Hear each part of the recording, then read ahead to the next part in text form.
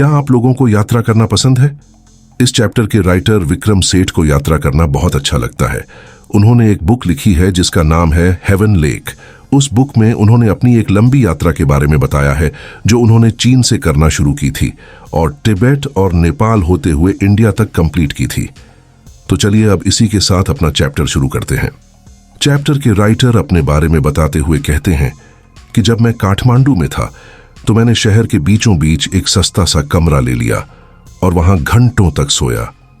फिर अगले दिन मैं सुबह मिस्टर शाह के लड़के और उनके भतीजे के साथ काठमांडू में बने हुए 2 मंदिरों को देखने गया जो कि हिंदुओं और बौद्ध लोगों के लिए बहुत ही ज्यादा पवित्र हैं।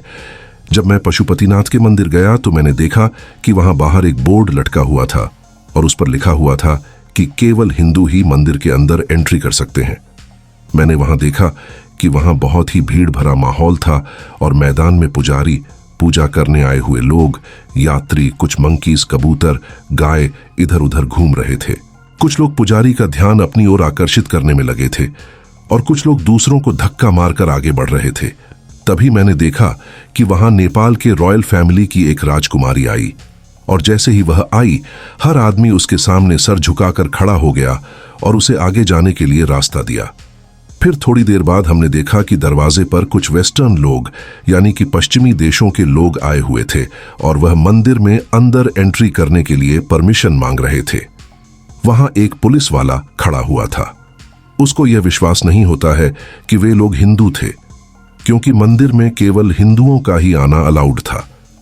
फिर थोड़ी देर बाद वहां 2 बंदरों की लड़ाई स्टार्ट हो जाती है और वे इधर उधर भागते हुए दिखाई देते हैं। वहां पास में ही एक नदी बहती है जिसका नाम है बागमती जो कि नीचे की तरफ बहती है। वह बंदर भागता हुआ बागमती नदी की तरफ चला जाता है। मैंने देखा कि उस नदी में कुछ लोग एक डेड बॉडी का फ्यूनरल यानी अंतिम संस्कार कर रहे थे। कपड़े धोने वाली धोबिन अपने काम में लगी हुई थी और बच्चे नहा रहे थे। कुछ लोग ऊपर से फूल और पत्तों की टोकरी नदी में गिरा रहे थे। हमने देखा कि वहां नदी के किनारे एक छोटा सा मंदिर था जो कि पत्थर के मंच से आधा बाहर निकला हुआ दिखाई दे रहा था।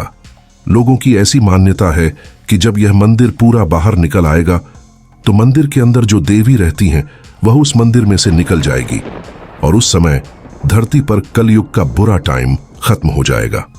यह सब देखने के बाद हम दूसरी जगह पर गए जिसका नाम था बौद्ध स्तूप। हमने देखा कि वहां पर बिल्कुल शांति थी।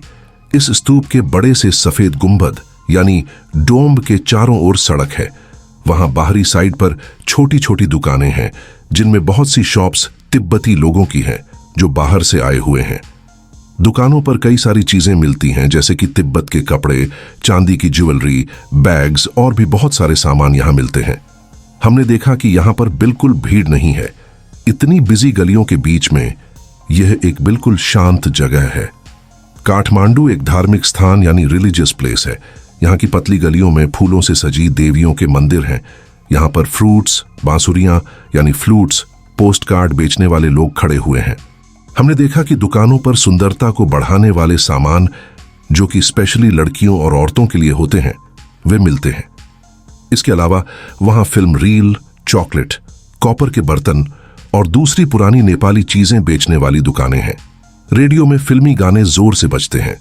कार्स के हॉर्न्स, साइकिलों की घंटियां बजती हैं और मोटरसाइकिल पर घुड़ाएं रंभाती हुई आवाज निकालती रहती है। और भी बहुत कुछ चीजें यहां देखने को मिलती हैं। मैंने यहां थोड़ा बहुत खाया पिया और कुछ किताबें और डाइजेस्ट भी खरीदी। खाने पीने को लेकर मेरा एक्सपीरियंस काफी अच्छा रहा।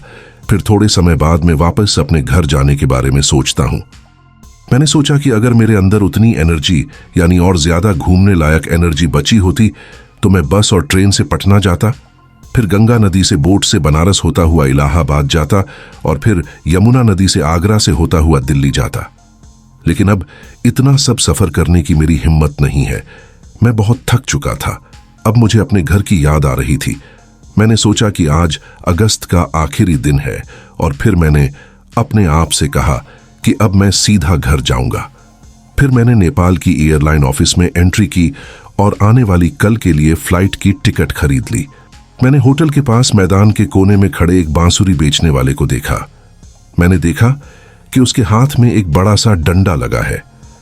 इसके ऊपरी छोर पर कई सारी बांसुरियां बंधी हुई हैं। मुझे लगता है कि वे कम से कम 50 या 60 बांसुरियां होंगी और वे सारी बांसुरियां बांस की बनी हुई हैं। उसके पास अलग अलग तरह की बांसुरियां थीं और वह बार बार उस डंडे को जमीन पर खड़ा कर देता था और एक बांसुरी को सिलेक्ट करके कुछ टाइम के लिए उसे बजाता रहता था। और मैंने देखा कि वह धीरे धीरे पूरा ध्यान लगाकर बिना कोई दिखावा किए अपनी बांसुरी बजा रहा था। वह दूसरों की तरह अपना सामान बेचने के लिए चिल्ला नहीं रहा था। कभी कभी वह अपना सामान यानी बांसुरी भी बेचता है और फिर से अपनी बांसुरी बजाने लग जाता है। फिर कभी बजाते बजाते बीच में फल वाले से बात करने लग जाता है और उससे बात करते समय बांसुरी बजाना बंद कर देता है। उसको देखकर मुझे ऐसा लग रहा था कि वह पिछले कई सालों से इस काम को कर रहा था।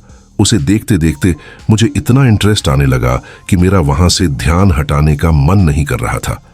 और यह मेरे साथ कोई पहली बार नहीं हो रहा था। जब भी मैं बांसुरी सुनता हूं तो मेरे साथ हमेशा ऐसा ही होता है। मैं बांसुरी की धुन में इतना खो जाता हूं कि पूछो मत। हर देश की और हर जगह की अपनी अलग अलग तरह की बांसुरी होती है। जैसे कि जापान की बांसुरी को बोलते हैं शाकुहाची, अपनी इंडिया में इसको बोला जाता है बांसुरी, और साउथ अफ्रीका में हवा वाली बांसुरी यानी ब्रेथी फ्लूट बोलते हैं। इसके अलावा चीन की बांसुरी ऊंची आवाज वाली यानी हाई पिच्ड होती है। हर बांसुरी को बजाने के अपने अपने अलग तरीके हैं और अलग अलग महत्व यानी इंपॉर्टेंस है। मुझे ऐसा लगता है कि बांसुरी सुनने का मतलब है कि मनुष्य जाति के साथ यानी मैनकाइंड के साथ संबंध जोड़ लेना।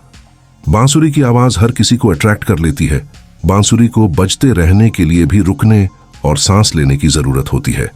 मुझे इस बात पर काफी आश्चर्य होता है कि जब मैं पिछली बार विदेश से यानी अब्रॉड से वापस आया था तब मैंने इन बातों को इतना इंपॉर्टेंस नहीं दिया था जितना कि अब दे रहा हूं। तो इसी के साथ आपका चैप्टर यहीं फिनिश होता है। मेरी आपसे रिक्वेस्ट है कि हमारे चैनल को सब्सक्राइब कर लीजिए और इस वीडियो को ज्यादा से ज्यादा शेयर कीजिए और लाइक और कमेंट कीजिए। Thank you for watching the video. Now we will meet in the next video. Till then, goodbye and take care of yourself and your family.